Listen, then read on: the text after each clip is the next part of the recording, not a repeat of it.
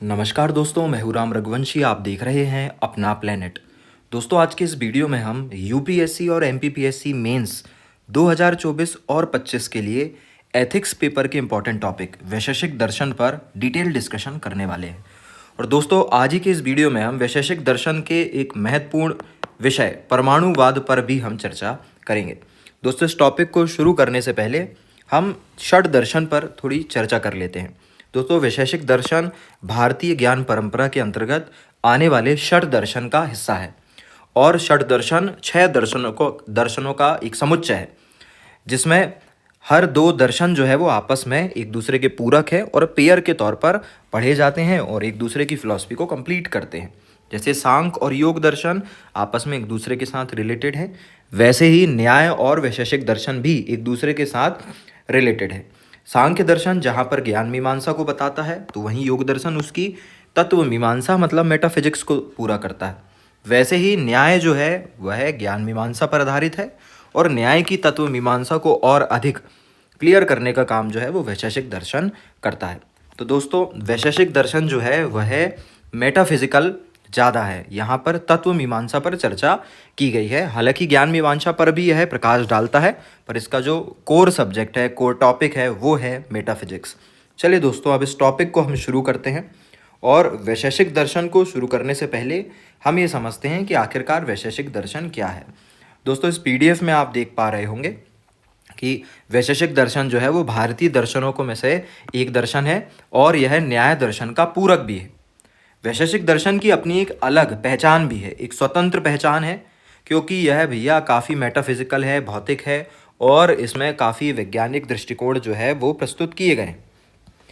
वैशेषिक दर्शन है क्या, इस बात को समझने के लिए हम यहाँ पर एक संस्कृत की लाइन को समझ रहे हैं, जिसका उच्चारण कुछ इस प्रकार है: यतो अभ्युदयानि श्रेय सिद्धि सधर्मः। मतलब वह जिससे अभ्युदय और निःश्रेयस की प्राप्ति हो, वही धर्म है, वही वैशेषिक है। मतलब यहाँ पर 2 नए शब्द इंट्रोड्यूस हो रहे हैं दोस्तों। अभ्युदय का मतलब होता है यथार्थ ज्ञान और निःश्रेयस का मतलब होता है मोक्षा। मतलब ऐसा ज्ञान जिससे हमको यथार्थता प्राप्त हो जाए और जिससे हमको मोक्ष का मार्ग मिल जाए, उसी धर्म को वैशेषिक दर्शन कहते हैं। दोस्तों, वैशेषिक दर्शन में पदार्थ को विशेष माना गया है और विशेष मानकर दर्शन प्रस्तुत किया गया है। जब भी हम दर्शन प्रस्तुत करते हैं तो दोस्तों, ज्ञान को प्राप्त करने के हम प्रमाणों की बात करते हैं। ज्ञान प्राप्त करने के तरीके प्रमाण कहलाते हैं, ये हम पिछले कुछ वीडियो में सीख चुके हैं। तो ये जो वैशेषिक दर्शन है वो 2 प्रमाणों को मानता है। पहला है प्रत्यक्ष, इंग्लिश में हम इसे परसेप्शन बोलते हैं। दूसरा है अनुमान, जिसे हम इन्फेरेंस बोलते हैं। चलिए अब आगे की बात करते हैं दोस्तों। दर्शन में आचार्य परंपरा जानना बड़ा जरूरी होता है और ये जो वैशेषिक दर्शन है, इसके आचार्य परंपरा के सबसे प्रमुख जो आचार्य हैं वो है महर्षि कणाद, जिन्होंने ही वैशेषिक सूत्र लिखा और वैशेषिक सूत्र का दर्शन ही वैशेषिक दर्शन कहलाता है। दोस्तों, इसकी कुछ विशेषताओं पर हम बात कर लेते हैं। हमने जैसा शुरू में ये चर्चा भी किया था कि यह न्याय दर्शन की मेटाफिजिक्स है और इसका प्रमुख सिद्धांत परमाणुवाद कहलाता है। वैशेषिक दर्शन एक ईश्वरवादी दर्शन है, साथ ही साथ यह आस्तिक भी है। मतलब यह पूरी तरह डीस्टिक और थीस्टिक फिलॉसफी है, क्योंकि यह वेदों की प्रामाणिकता को स्वीकार करता है और ईश्वर पर भी बिलीव को रखता है। अगर हम अदर नेम्स की बात करें तो वैशेषिक दर्शन का अन्य नाम उलूक दर्शन है। उलूक शब्द आया है कणाद से। दरअसल ऋषि कणाद का जो मूल नाम था वो उलूक था और इसीलिए हम इसे उलूक दर्शन भी कहते हैं। दोस्तों, यही सब बातें इंग्लिश में भी है। चलिए इसको एक बार हम देख लेते हैं, ताकि इंग्लिश वाले जो भी हमारे साथी हैं उनके लिए भी रिवीजन हो जाए और आपको भी कुछ नए इंग्लिश के टर्म्स मिल जाए।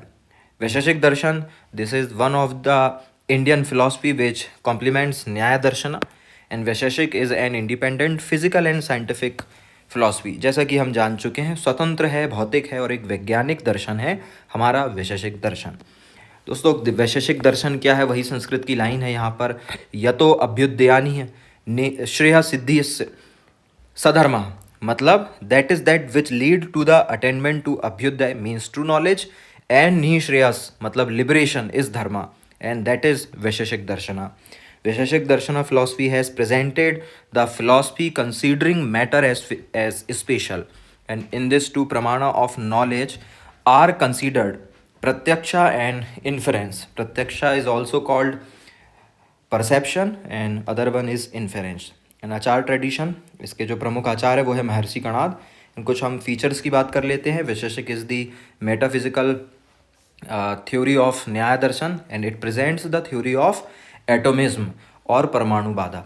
And it is a theistic philosophy and also a deist philosophy because it accept the authenticity of Vedas and God.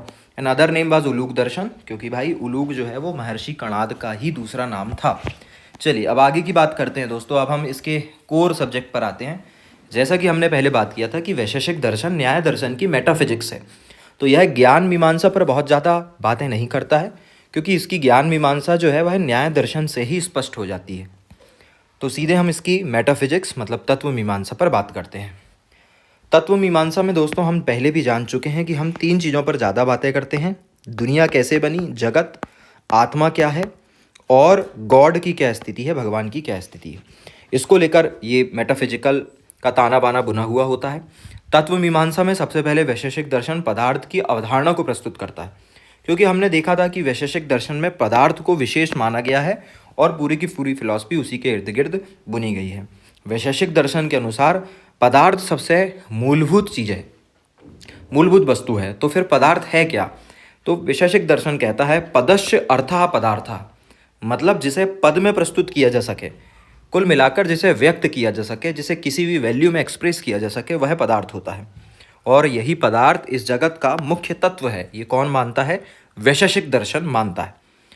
अब पदार्थ तो हमें समझ में आ गया दोस्तों कि पदस्य अर्थः पदार्था, ये हमने देखा था, जिसे पदों में व्यक्त किया जा सके, किसी भी क्वांटिटी में जिसे बताया जा सके वो पदार्थ होता है. लेकिन क्या पदार्थ एक होता है? वैशेषिक दर्शन कहता है नहीं भाई, इस दुनिया में पदार्थ जो है, ब्रह्मांड में पदार्थ जो है वो 7 प्रकार के होते हैं. उन्होंने कहा भैया पहले से ऑलरेडी 7 पदार्थ होते हैं, आगे चलकर जो ट्रेडिशन इनका चलता है, आचार्य परंपरा, उसमें 7वां एलिमेंट बाद में जोड़ा गया. तो पदार्थ 7 होते हैं. पहला होता है द्रव्य मतलब सब्सटेंस, दूसरा होता है गुण मतलब क्वालिटीज़, तीसरा होता है कर्मा, चौथा होता है सामान्य, पांचवा होता है विशेष, छठवां समवाय और सातवां होता है अभाव.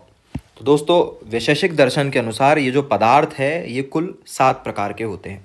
पहला है द्रव्य, दूसरा है गुण, तीसरा है कर्म, चौथा है सामान्य, पांचवा है विशेष, छठवां है समवाय और सातवां है अभाव.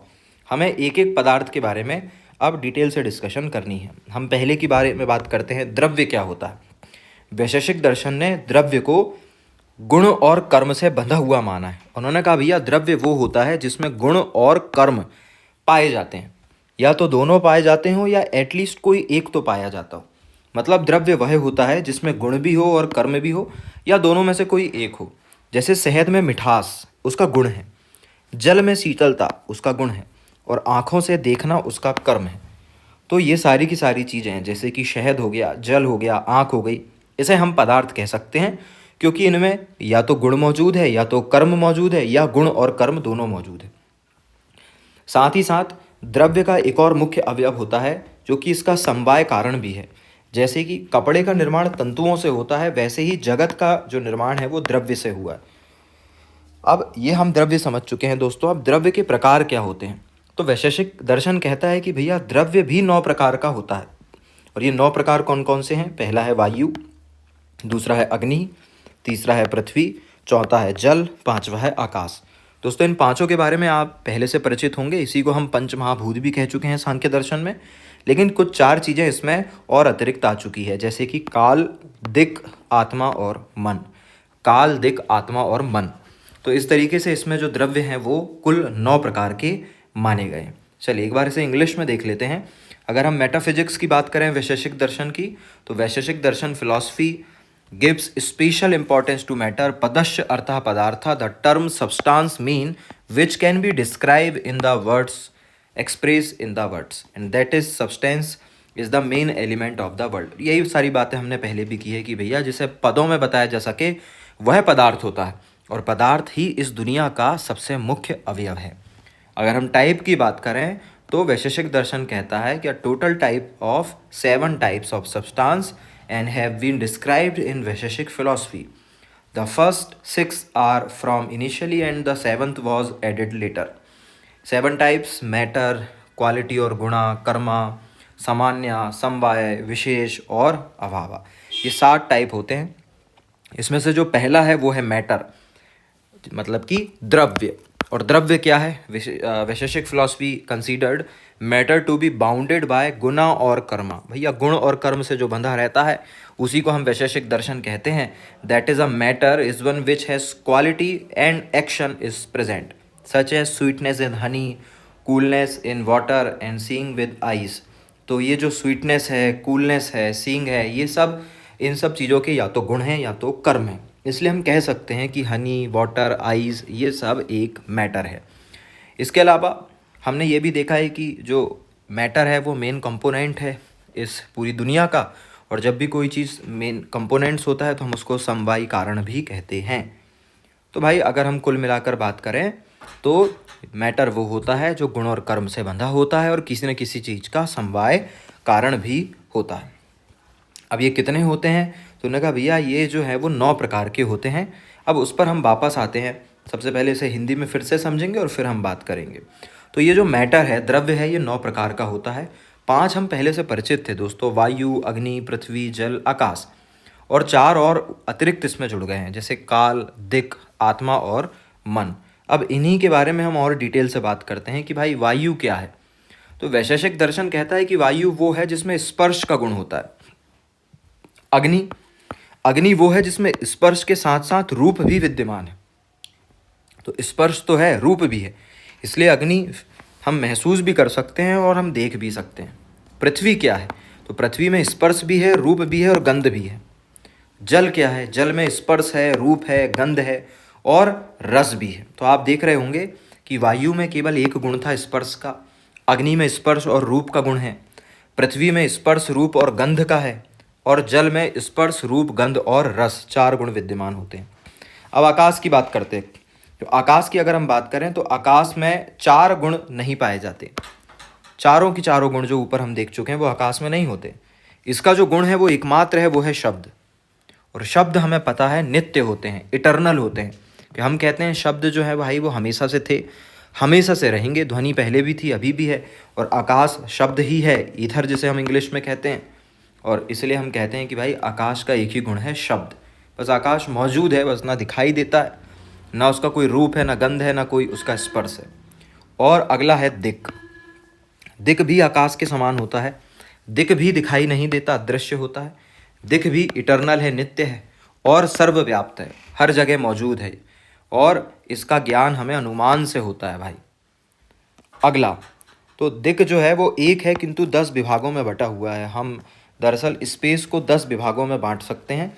8 दिशाएं होती है भाई, पूरब होता है, पश्चिम, उत्तर, दक्षिण। इनके मध्य की 4 दिशाएं हैं, उत्तर पूर्व हो गया। इस तरीके से हमने अलग अलग दिशाएं बना रखी है, और ऊपर और नीचे ऐसी 10 दिशाएं मौजूद हैं, उन्हीं को हम स्पेस या दिक् कहते हैं। अगला है काल। काल क्या है?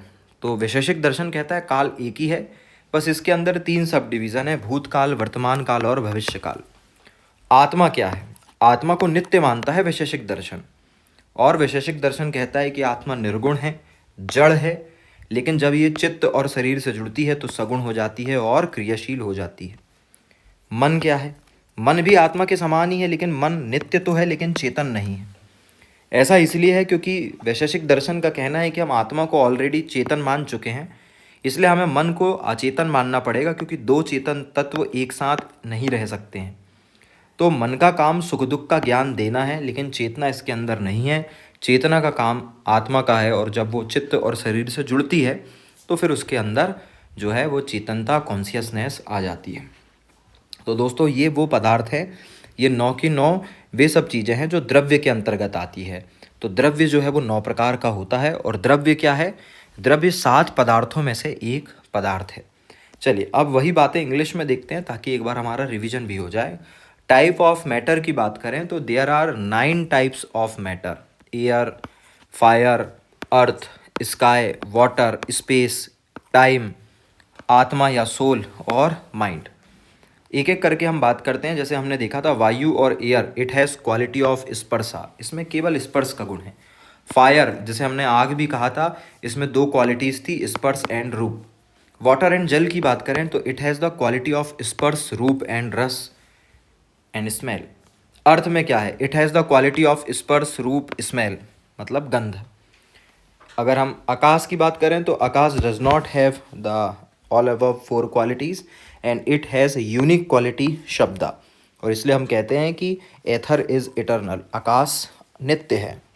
दिक या स्पेस, तो इसमें ये वैशेषिक दर्शन ये कहता है भाई कि it is like the ether space is invisible and eternally omnipresent. भाई ये अदृश्य होता है, हर जगह होता है, इटर्नल नित्य होता है, और इसका हम केवल नॉलेज अनुमान से लगा सकते हैं। काल या टाइम क्या है? There is only one time, it has three division, past, present and future. और अगर हम सोल की बात करें तो वैशेषिक दर्शन कहता है soul is a pure substance. Basically soul is formless but after connecting with mind and body it become formful and active. So consciousness तब आएगी आत्मा के अंदर जब वो माइंड एंड बॉडी से कनेक्ट हो जाएगी। और माइंड की बात करें तो mind is like the soul but it is eternal, but इसके अंदर भैया कॉन्शियसनेस नहीं होती, क्योंकि हमने पहले भी देख चुका है कि दो चीज़ें एक साथ अगर कॉन्शियस हो तो एक ही बॉडी के अंदर वो क्या करेगी, नहीं रह सकती है। इसीलिए हम किसी एक को ही कॉन्शियस मान सकते हैं। और वैशेषिक दर्शन कहता है कि मन का काम केवल सुख दुख का ज्ञान देना है, चेतना का जो काम है वो आत्मा के अंतर्गत आता है। चलिए, तो हम ये सारी की सारी चीज़ें जो है वो समझ चुके हैं। अब हम आगे चलते हैं और इस टॉपिक को हम आगे बढ़ाते हैं भाई। पदार्थ के वर्गीकरण पर बात करते हैं कि पदार्थ का वर्गीकरण कैसा है। दोस्तों, पदार्थ का कई तरीके से वर्गीकरण किया जा सकता है। जैसे हम कह सकते हैं कि भाई पदार्थ जो है वो चेतन भी हो सकता है और अचेतन भी हो सकता है। तो अगर चेतना की बात करें, जैसे हमने अभी देखा है कि द्रव्य के 9 प्रकार होते हैं, तो इन 9 प्रकार में से केवल आत्मा चेतन है और बाकी सब अचेतन है। तो एक क्लासिफिकेशन इनका ऐसा हो गया। दूसरा, इस पदार्थ को हम नित्य और अनित्य की कैटेगरी में भी डाल सकते हैं, जैसे कि आत्मा, आकाश, मन, दिक्, काल, ये सब नित्य हैं, जबकि पृथ्वी, अग्नि, जल, वायु ये अनित्य हैं, ये बनते बिगड़ते रहते हैं। ऐसे ही हम पदार्थ को सुसीम और असीम में भी बांट सकते हैं। पदार्थ में गुण और कर्म दोनों मौजूद हो तो वो ससीम, और केवल गुण मौजूद हो तो हम उनको असीम बोल सकते हैं। चलिए, यही बातें इंग्लिश में भी है और आप इस पीडीएफ को डाउनलोड कर इंग्लिश में ज़रूर इसका रिवीजन कर लीजिएगा। पीडीएफ आपको मिलेगी टेलीग्राम में ram.x.notes पर।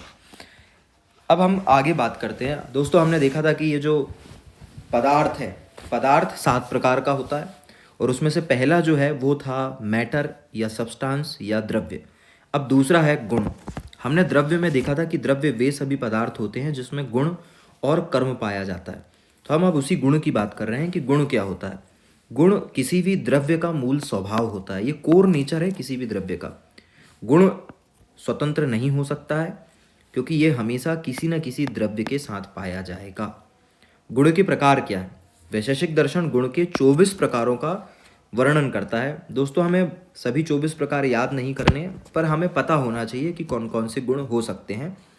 चलिए एक बार इसे देख लेते हैं। जैसे रूप एक गुण होता है, रस है, गंध है, स्पर्श है, संख्या और परिणाम है, फिर अलग होना, संयोग, वियोग, दूरी, निकटता, बुद्धि, सुख दुख, इच्छा, द्वेष, प्रयत्न, गुरुत्व, द्रवत्व, स्नेह, संस्कार, धर्म, अधर्म, शब्द, ये 24 प्रकार के गुण जो है वो द्रव्यों में पाए जाते हैं।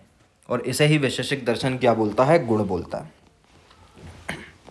चलिए इंग्लिश में बात करते हैं। गुण मतलब क्वालिटीज़, और qualities is the basic nature of a matter. Qualities can not be independent, it is always present in relation to the object. Type of qualities, there are 24 type of qualities, and ये लिखी हुई है भाई qualities. और आप ज़रूर इसे ram.x.notes पर जाकर पहले पीडीएफ डाउनलोड करना, देन उसके बाद इसको एक बार पढ़ लेना। आप याद भी कर सकते हैं दोस्तों, जो मैंने अलग अलग कलर यूज़ करे हैं वो इनके मैंने बंच बनाए हैं।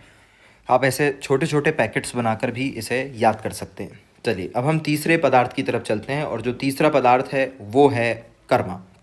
तो कर्म की अगर हम बात करें तो कर्म भी गुण के समान ही होता है, और यह द्रव्य का एक स्वभाव है, किंतु यह मूल स्वभाव नहीं होता, बल्कि किसी भी द्रव्य का अल्पकालिक या क्षणिक स्वभाव होता है। हमने देखा था कि द्रव्य जो है वो गुण और कर्मों से बंधा होता है। गुण किसी भी पदार्थ का कोर नेचर है, जबकि कर्म उसका वो स्वभाव है जो कुछ समय के लिए पैदा हुआ है, ये भी स्वतंत्र नहीं हो सकता। कर्म 5 प्रकार के होते हैं। उत्प्रेक्षण मतलब ऊपर जाना, अवक्षेपण मतलब नीचे आना, प्रसारण मतलब फैलना, आकुंचन मतलब सिकुड़ना, और गमनम मतलब कि चलना। तो ऊपर जाना, नीचे जाना, फैलना, सिकुड़ना और चलना, ये सब कर्म हैं जो द्रवों के अंदर पाए जा सकते हैं। चौथा प्रकार है सामान्य। सामान्य समानता का बोधक है। जैसे हमने मानव की समानता स्थापित कर ली और सभी मानव के लिए एक शब्द गढ़ दिया, मनुष्य या मानवता, तो ये जो है वो सामान्य चीज़ों को प्रेजेंट करता है। चलिए अब आगे की हम बात करते हैं, विशेष की बात करते हैं। विशेष दो पदार्थों के अलग अलग गुणों को बताता है या असमानता को बताता है। छठवां है समवाय। समवाय पदार्थों के बीच संबंधों का परिचायक है और इसके अनुसार दो प्रकार के संबंध हो सकते हैं, क्षणिक और दीर्घकालिक। सातवां है अभाव। यह नास्ति या ना का बोधक है और यह किसी भी चीज़ के अभाव को बताता है। किसी पदार्थ में किसी अन्य पदार्थ का ना होना ही तो अभाव है। जैसे सूर्य में चंद्रमा का अभाव है, तो इस तरीके से यह सूर्य में चंद्रमा का अभाव होना, यही अभाव कहलाता है और यह भी एक क्या है, पदार्थ है। तो इस तरीके से दोस्तों वैशेषिक दर्शन कहता है कि पदार्थ 7 प्रकार के होते हैं। और अभी हमने देखा, पहला था द्रव्य, दूसरा था गुण, तीसरा था कर्म, चौथा था सामान्य, पांचवा था विशेष, छठवां था समवाय और सातवां था अभाव। अब यही सारी बातें इंग्लिश में भी है, ज़रूर आप इसे देख लीजिएगा। अब दोस्तों यहाँ पर अभाव की अगर हम बात करें तो अभी हमने देखा था कि अभाव जो है वो हमेशा ना के बोध को बताता है, मतलब यह नास्ति का परिचायक है। अब यह अभाव भी 2 प्रकार का हो सकता है, जिसे हमें समझना बड़ा ज़रूरी है। अभाव के 2 प्रकार होते हैं। पहला है संसर्गाभाव। पहला होता है संसर्गाभाव और जो दूसरा होता है वो कहलाता है अन्योन्याभाव। अभाव 2 प्रकार का होता है, संसर्गाभाव और अन्योन्याभाव। संसर्गाभाव क्या होता है? यह संसर्गाभाव 3 प्रकार का हो सकता है, थोड़ा नाम ध्यान दीजिएगा। पहला है प्राग भाव, दूसरा है ध्वंसा भाव और तीसरा है अत्यंता भाव। मतलब पहली बात तो ये कि अभाव के 2 प्रकार है, संसर्गा भाव और अन्योन्या भाव।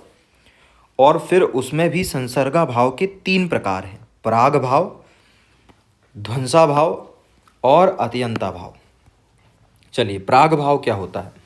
किसी भी पदार्थ की उत्पत्ति होने से पहले का अभाव उसका प्राग भाव कहलाता है। मतलब घड़े के बनने से पहले मिट्टी में घड़ा मौजूद नहीं था, तो मिट्टी में घड़े का अभाव है और इस अभाव को हम प्राग भाव कहेंगे। तो किसी भी चीज़ के होने से पहले जो अभाव है उसे कहा जाता है प्राग भाव। ध्वंसा भाव क्या है? एक बार अगर कोई कार्य हो चुका है, अब वो नष्ट हो जाए, कोई वस्तु बन चुकी है वो नष्ट हो जाए, तो वो कहलाएगी ध्वंसा भाव। जैसे घड़ा जब तक नहीं बना था तो अभाव था, जब बन गया तो अभाव पूरा हो गया, और जब वो घड़ा टूटा बनने के बाद तो फिर से अभाव हो गया, जो कहलाएगा ध्वंसा भाव। और तीसरा है अत्यंता अभाव, जो मुमकिन ही नहीं है, मतलब जो ना पहले था और जो ना अब है और ना आगे कभी हो सकता है, उसे हम कहते हैं अत्यंता भाव। जैसे खरगोश में सींग का अभाव, तो खरगोश में सींग का अभाव तो हमेशा से रहने वाला है, तो इसको हम कहते हैं अत्यंता भाव।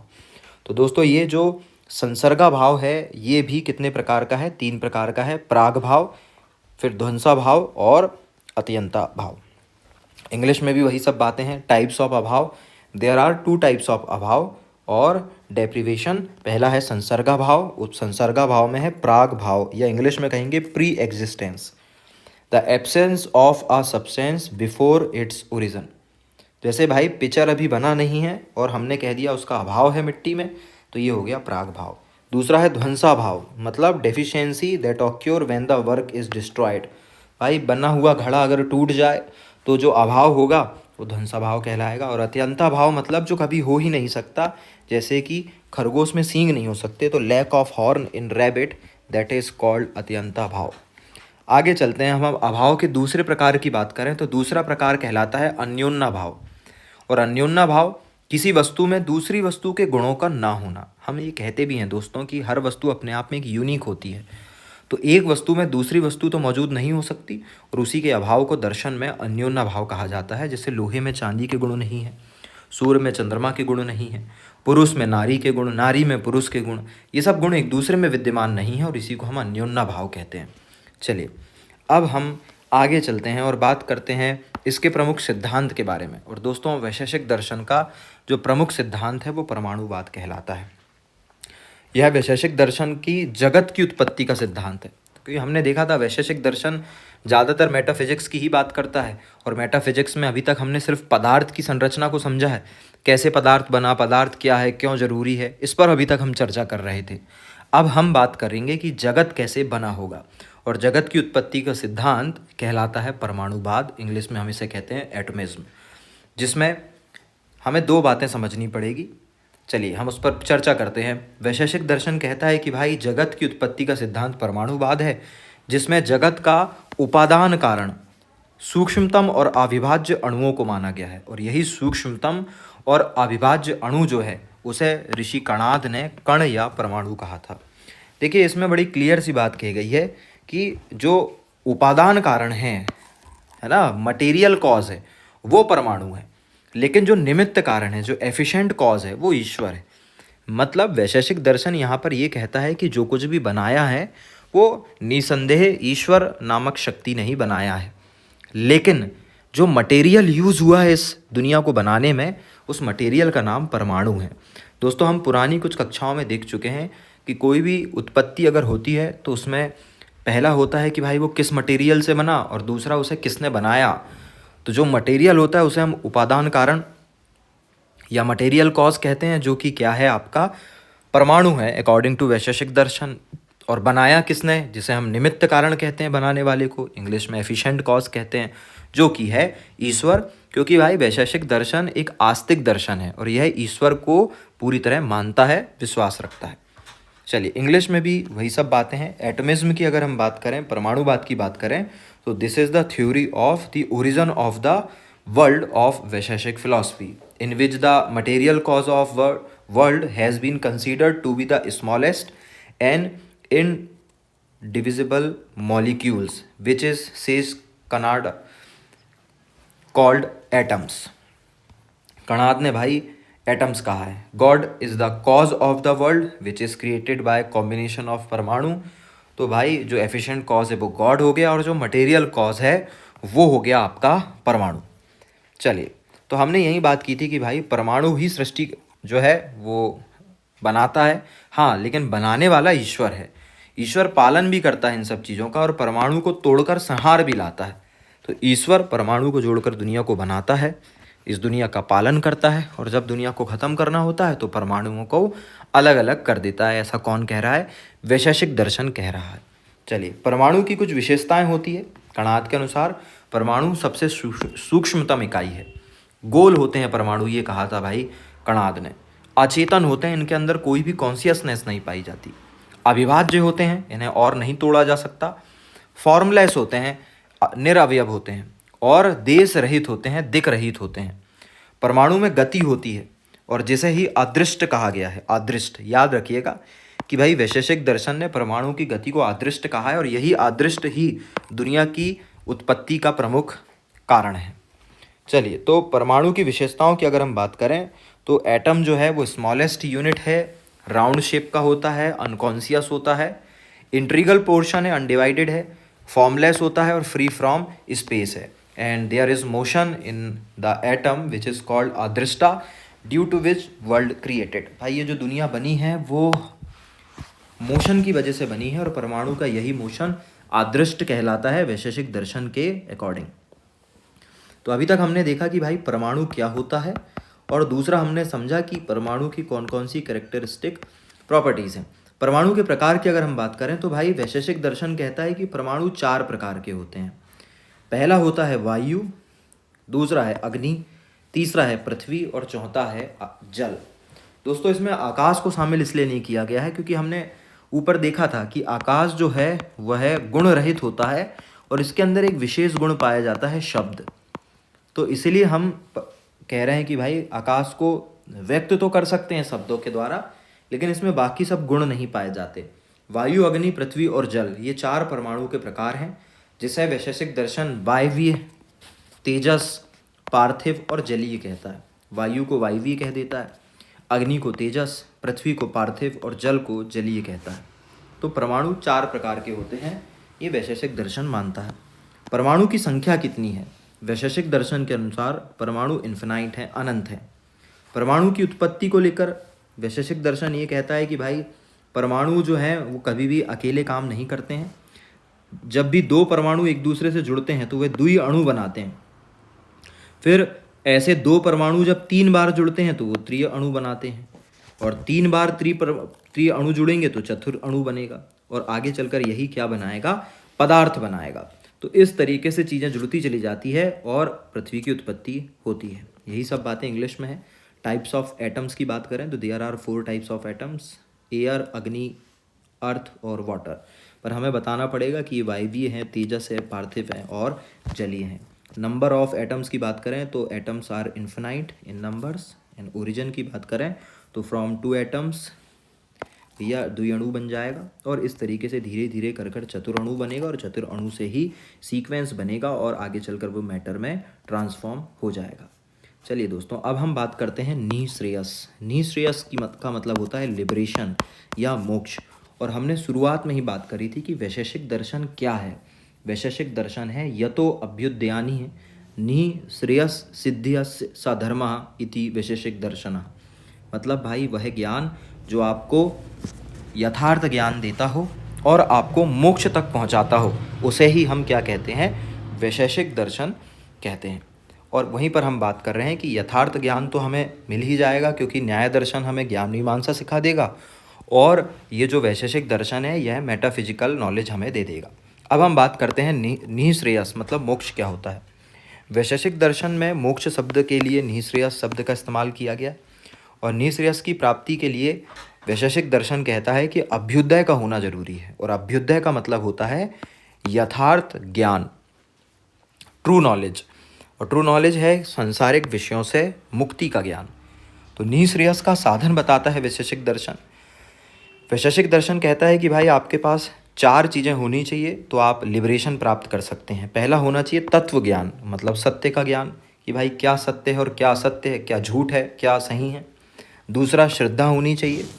चौथा होना चाहिए आपके पास निष्काम कर्म, और चौथा होना चाहिए ईश्वर की कृपा। अगर ये सब चीज़ें आपके पास है तो फिर आप निःश्रेयस को प्राप्त कर सकते हैं। इंग्लिश में देख लेते हैं। Vaisheshika philosophy used the word nihshreyasa for moksha. Abhyudaya is necessary to attain nihshreyasa. Abhyudaya means freedom from worldly matters. भाई दुनिया की चीज़ों से मुक्त होना ही अभ्युदय है, वही वास्तविक ज्ञान है, ये वैशेषिक दर्शन कहता है। और इसके लिए वो 4 चीज़ें बताता है। आपको नॉलेज ऑफ ट्रूथ आपके पास होना चाहिए, जिसको तत्वज्ञान कहा गया है। श्रद्धा होना चाहिए, निष्काम कर्म मतलब सेल्फलेस एक्शंस होने चाहिए आपके, और ईश्वर कृपा मतलब डिवाइन ग्रेस आपके पास होनी चाहिए। अगर ये सब चीज़ें हैं तो निःश्रेयस मिल जाएगा। तो दोस्तों ये था हमारा वैशेषिक दर्शन, जहाँ पर हमने वे सब बातें कवर की है जो एग्ज़ाम के पॉइंट ऑफ व्यू से ज़रूरी है। अब दोस्तों आप इसकी PDF जो है वो टेलीग्राम में ram.x.note से प्राप्त कर सकते हैं, और अगर आप ये कनेक्शन बनाना चाहते हैं तो इंस्टाग्राम पर भी आप ram.x.notes पर जाकर फॉलो कर सकते हैं। हम मिलेंगे अगले वीडियो में, जहां हम मीमांसा दर्शन पर बात करेंगे, और आप पढ़ते रहिए। धन्यवाद।